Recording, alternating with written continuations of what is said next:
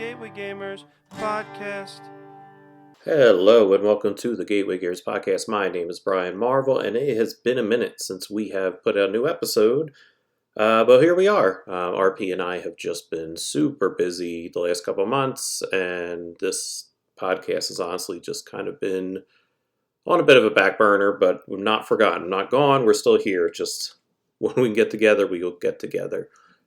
So today I figured I would hop on and talk about a game that I have been playing a lot that I'm really enjoying called King of Tokyo Godzilla. King of Tokyo, the original, probably about 15 years old at this point, was one of the first games in my collection. I remember Tom Vassell covering the original game on Dice Tower back in the day and just being really enamored with it. I like the idea of this kaiju dice battling type game, so I grabbed it, and it's still in my collection. I got a lot of the expansions for it, so we got the opportunity to cover this game. I jumped all over it. King of Tokyo Godzilla is 2 to 6 players. It plays for around 30 minutes, and ages 8 and up. I kind of just need some basic reading skills just for some of the cards, but I'm sure you can help younger players. Designed by the great Richard Garfield. The artist is Marcus Ernst. I just really want to give a shout out to the artist because the art on this game is fantastic. The character art, the goofiness of some of the cards, as well as just how well done the artwork for this game is really one of the standing points. I mean, just look at the box cover, and it just evokes that traditional Godzilla feel, and he does it really well. Published by IELLO, and it's a dice rolling King of the Hill, push your luck, take that game. If you played the original King of Tokyo, there's really not much new here, except for a few things which I will cover. But if you've never played King of Tokyo, it's basically you control a monster. In this case, you control one of these 6 Godzilla characters that's in the game. And it's a very Yahtzee style. You're rolling dice, and you're trying to get the symbols on the dice to match to get effects. So on the die, there's a fist, there's a 1, a 2, or 3, there's a lightning bolt, and then there's a heart. If you roll multiple fists, you're attacking the other players. If you're outside of Tokyo, or you're inside of Tokyo, you're attacking the other players. The hearts let you heal. You can only heal if you're outside of Tokyo. The 1, 2, and 3 you're trying to match up. So you want to get 3 1s to get 1 point, and then any additional 1 that you roll is an additional 1 point. If you roll 3 2s, you're getting 2 points, and then any additional 2s that you roll are 1 extra point. And then if you get 3 3s, you guessed it, 3 points, and any additional that you roll, you get 1 point. And then the lightning bolt are energy that you kind of gain, so you could buy cards that are out on the table. The cards have different abilities, different effects. They're either one-off cards that you can play as soon as you buy them. They're cards that you can kind of hold on to utilize to attack the other player. They're cards you can hold on to that will give you either an extra die to roll, or just kind of hold on to attack another player when it's convenient. There's a lot of different powers, a lot of different variety. Now, I mentioned being inside Tokyo. So there's a very tiny board, probably like a 6x6 if it's even that, and it's just there to be a marker for who's in Tokyo and who's outside Tokyo. So if you're the first player and you roll a fist, your character jumps into Tokyo. Now what that means is now that you're kind of the target for everybody, but you also attack everyone when you're in there, and you're gaining points. So if you're in the middle of Tokyo, for 1 round, you get 2 stars. If you decide to jump out, you jump out, and the person who attacked you jumped in. And what the stars are points. I didn't go over how to win game scenario kind of is. You can either win by getting 20 victory point, like star points. I forget exactly what they're called in this game, but if you get 20 of those, you win. Or you can win by smashing every other player, which is normally, from every game I've kind of played at King of Tokyo, it comes down to kind of just smashing the other players down. Now, once you're inside Tokyo and you're rolling those fists, you're hitting every other player. So if you're playing a 4-player game, you're hitting the 3 other players. But when they're rolling outside of Tokyo, if they get a fist, they're only hitting you. They can't attack the other players. So it's kind of this push your luck. It's like, okay, am I going to jump out now because you can't heal in Tokyo? So am I going to be able to survive these 3 players hitting me, and will be worth staying in there to get those two star points? Or am I going to try to jump out, heal, and let that person jump in? It's a lot more like strategic than you would think. Like just kind of trying to think it through, and it really depends on how many players. If you're playing 2 players, it's not as much of a gamble, but if you're playing multiple players, kind of trying to stay in Tokyo is a big risk to be able to get punched that many times, depending on if they're rolling well or not. Because your health is only at 10. So if a person rolls well, they're rolling those 6 dice, and they can roll 6 fists in 1 turn. Obviously, it's going to take a huge chunk out of your health. There are cards, again, that can mitigate, make your health a little higher, but they're a little bit more rare. So kind of guarding that 10 health is a bit tricky. So the stars of the game are the kaiju, obviously. So we have Mothra, Hedorah, Rodan, Mechagodzilla, Ghidorah, and Godzilla, of course. Mothra, as everyone knows, is a giant moth. It's been kind of shown as adversary and ally to Godzilla, and has even starred in some of her own movies back in the day. I'm pretty sure she was used in the newer Godzilla movies as well.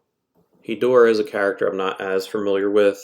Just basically, he looks like a giant smog monster of some kind. It says it appeared in Godzilla vs. Hedorah from 1971. And again, it just looks like a giant, messy slime monster. Really cool art. Like I like the effect of the creature on his card. Next is Rodan, a giant pterodactyl-like looking monster. First appeared in Rodan, so it seems like it had its own movie before teaming up or fighting against Godzilla. Again, most of these creatures are kind of known as enemies, but they've also allied a few times. I know Rodan was used in Godzilla King of Monsters in 2019, the newer movie. He was just a really cool standout character. My son loved him. He thought he was a dinosaur. So he's one that stands out for me. Next is the absolutely ridiculous Mechagodzilla. It is a robotic version of Godzilla. It first appeared in Godzilla vs. Mechagodzilla from 1974. And I know in the newer movies he was also an enemy that probably the government made to fight him. I imagine that's what his original origin was in the original Toho movies as well. Just a goofy character, but I love it. I love that they added him just because it is just such a goofy character of just robotic Godzilla. Next up is King Ghidorah, another dragon-looking monster with 3 heads, though. I know this is like the big bad of Godzilla. Like this is kind of the one that Godzilla is kind of known for fighting. Again, just a really cool art style for this character on his standee. It's also like the biggest kind of character standee, just very imposing, very cool looking. Yeah, just another great character that they kind of added. Like I'm curious, like how they kind of chose who to pick in the game. Obviously, it'd be Ghidorah. Like Ghidorah and Godzilla, I think like were probably the ones that had to be in the game. And with that, Godzilla is the last and best of these characters to talk about. We're going with the absolute iconic look of Godzilla, the spikes, the claws, the teeth, shooting out this not volcanic, but a radioactive breath. Just a really cool design. And again, like just when King of Tokyo was released, everyone probably said like, when's Godzilla coming? It just seemed like a no-brainer. When you hear the word kaiju, it's Godzilla. Like he's the one who kind of put that word on the map. So if you play King of Tokyo, you know about the power-up expansion. Their power-up expansion for these characters is actually in the box, which is great. Like I don't want to have to buy a separate power-up box to get their powers and whatnot. So if you're not familiar, the power-up expansion was an addition they kind of made for King of Tokyo that made each character unique. Back in the day, they were just standees. It didn't matter who you picked. You could have put a penny on the board and it could represent a character. They really didn't have any difference between them. Eventually, they added these power-up evolution cards to make your character more unique, to give you special powers. So when you rolled 3 hearts, you could draw one of these evolution cards and you had something extra. So some of the examples are for like Godzilla. He has a power called Amphibious. You can't lose any health, and on your turn, you must skip your turn and gain 3 hearts or discard a card. Just kind of signifying that he is amphibious. He can go underwater. So it's basically you jumping under the water, hiding for a turn, and then healing. Just a really cool, unique power. Ghidorah has Ghidorah's wings. If another monster has exactly 3 of a kind in their roll, you can't lose any health from that roll. Just like a cheeky, like, again, Ghidorah has 3 heads, so if somebody rolls 3 fists, you just can't hurt them. It's just a stupid but really cool, like, unique power. And that's a permanent evolution, so that's a power that he could just kind of hold on to. Hedorah has a power called Flooded Streets. The other monsters roll 1 less die, and then you just kind of lose that one if you get hurt. Mechagodzilla has Absolute Zero Cannon. Give this card to a monster you smash with your a roll of a fist. They roll 1 less die their next turn, and then return this card. So you're basically, when you're hitting somebody, you're picking who you want to hit with that, and then it just gives them 1 less die to roll on their turn. And then you give it back to Mechagodzilla, so he might be able to give it to another player the next turn. Rodan has a Rodan Shriek. When you smash a monster with your one of the fist, the loss of hearts is doubled unless they spend lightning. So they can lose some power or double their heart like damage. And that's brutal. Like if you don't have any lightning or power to kind of spend, then you're getting hurt. And then Mothra has one called Night Flight, where it's just a temporary quick 3 energy points to buy cards. One of the things I will say, almost a negative for King of Tokyo, is just every time I play this game, no one really goes for energy to buy cards.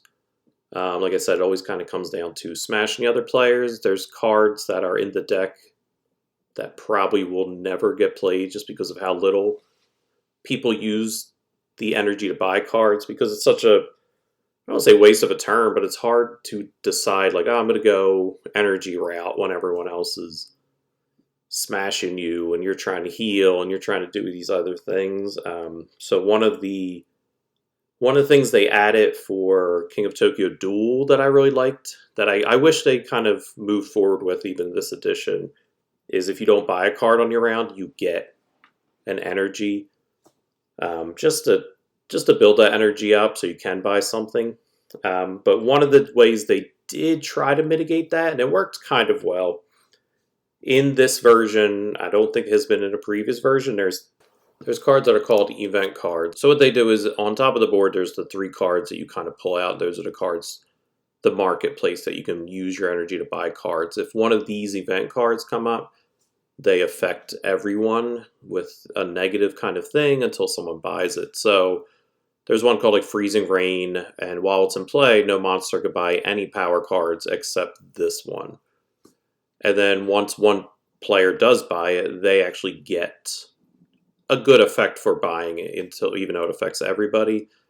So when you buy that card, you look at the top 3 power cards of the deck and you choose one to keep and you discard the other. So you're gaining a power card, not for free because you're spending 6 energy to kind of negate that event card, but you're getting something. Another one that I know of is called Blinding Spotlights. While in play, all monsters have 1 less reroll per turn. So like I said, Yahtzee style, when you're rolling the cards, you could roll them up to 3 times and then kind of like pick and choose which ones you want to manipulate and move around. With that card out, you only can roll twice. It's 3 energy to buy, and then when you buy it, you get 2 star points towards your 20-point goal to win the game. And then a really devastating one is called Destroy All Monsters. While it's in play, the fist die roll have no effect.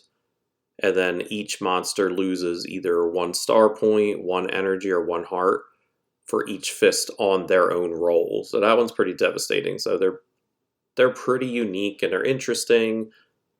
And when they do come out, it is kind of one of those things where everyone teams up to kind of buy it and get rid of it because it affects everyone.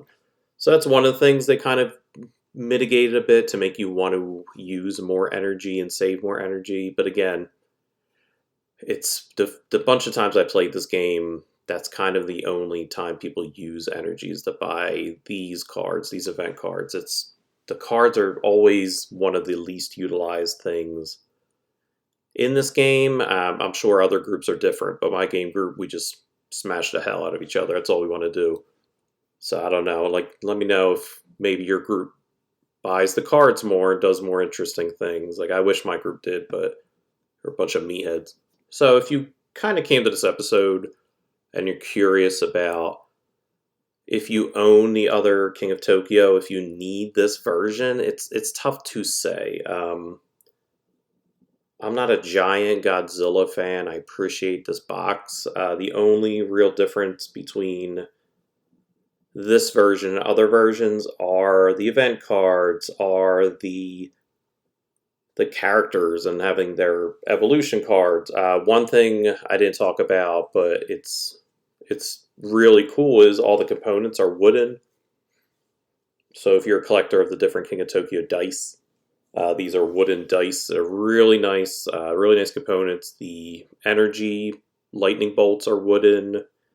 The stands are wooden. So I mean, I wouldn't say buy this game for just the wooden components, but if you already own King of Tokyo and you love King of Tokyo and you're looking for more characters or you're looking for more, just more, then I would say get this game. If you don't like King of Tokyo already, but you like Godzilla, I wouldn't get this game because it's just King of Tokyo with Godzilla's skin on it, which isn't a bad thing. But if you don't like the dice rolling in King of Tokyo, then you're not really going to enjoy this game.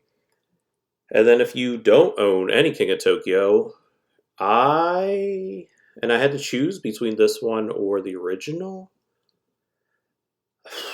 That's tough to say. I don't know. I think I would get this one for the hotness, the newness, but also, like I said, if I think of kaiju, I'm thinking of Godzilla and his friends, so this would be the version I would kind of get. Now, that being said, I believe I've been seeing the King of Tokyo Godzilla version, although not widely available. I've seen going for around $50 to $60, whereas the original King of Tokyo usually retails around $45, but I've seen it at $40, and honestly, I've seen it at Goodwill, so keep an eye out for it if you can grab it there. So that really depends on how much you want to spend on the game as well. But again, the components are fantastic. They rock in the Godzilla version, so 60's tough, but it's not uncommon for what you're getting. So there you have it. Like I said, Gateway Gamer's not gone, hopefully not forgotten. We will be back to kind of releasing episodes here and there. We're going to do our best to kind of get together more. If not, I'll try to release some more solo episodes just to get out there and kind of get the rust off and talk about great games, because it's, even though I'm not podcasting as much, I'm still playing games. I played a bunch of games this week that I can't wait to talk about. I have a few games I can't wait to introduce to RP and hopefully get some of his ideas about some of the games. And I mean, just kind of talk to everybody again in the community. We haven't really been as active, so I haven't been talking to as many people. I haven't really, some of my usual listeners I kind of reach out, I haven't really talked to as much, so I'm hoping to get back to it. But that's kind of it. Thanks for listening. Be sure to check out the Instagram. If you like what you hear, you'll love what you see. I've been definitely posting on there a bit more as I'm trying to gear up for the podcast, so definitely check that out. Some of the games we'll probably talk about soon. And again, reach out. Tell us what you like about King of Tokyo, if your group does different things besides just smash each other. But all right, thank you again. Be sure to like, follow, subscribe, do all that nonsense. All right, bye.